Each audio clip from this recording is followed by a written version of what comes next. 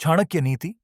अध्याय 12 में चाणक्य ने मानव जीवन, समाज और राजनीति के बारे में गहन विचार प्रस्तुत किए हैं।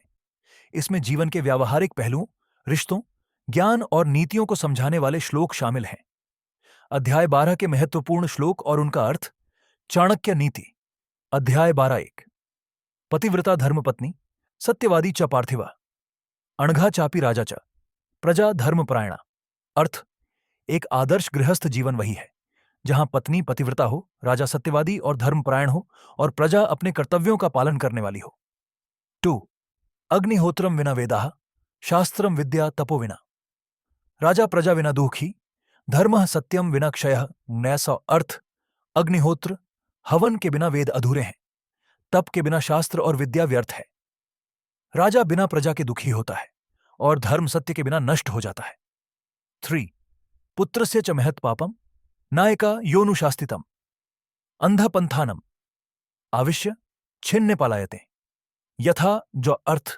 जो पिता अपने पुत्र को सही मार्ग नहीं दिखाता, वह उसके पापों का भागी बनता है। यह ठीक वैसा ही है जैसे अंधा व्यक्ति रास्ता भटक जाए और फिर बचने का कोई उपाय न कर सके। 4. सुभीक्षम जन संपन्नम, राजा धर्मपारायणः, सुराज्यम साधयत्याशु, देववत् पालेत प्रजा। अर्थ।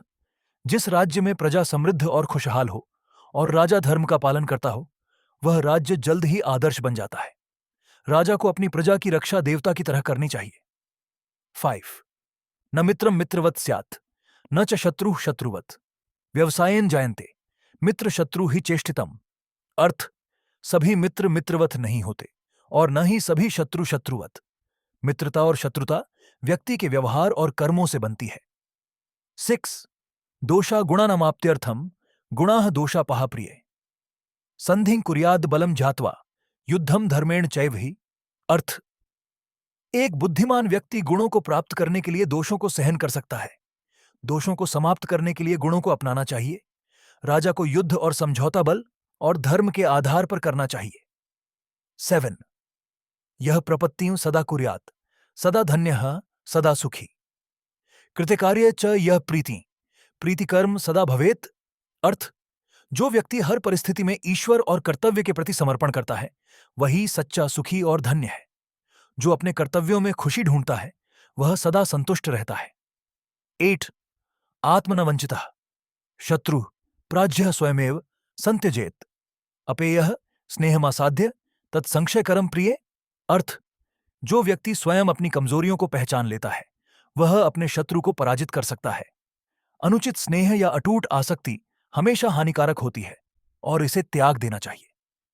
चाणक्य नीति अध्याय 12 का मुख्य सार। 1. आदर्श परिवार और समाज का निर्माण। पतिव्रता पत्नी, सत्यवादी राजा और धर्मपरायण प्रजा से समाज का विकास होता है। 2. कर्तव्य पालन का महत्व।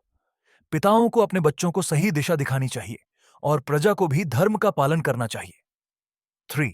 संतुलित नेतृत्व। राजा को समझौता और युद्ध दोनों में संतुलन बनाए रखना चाहिए।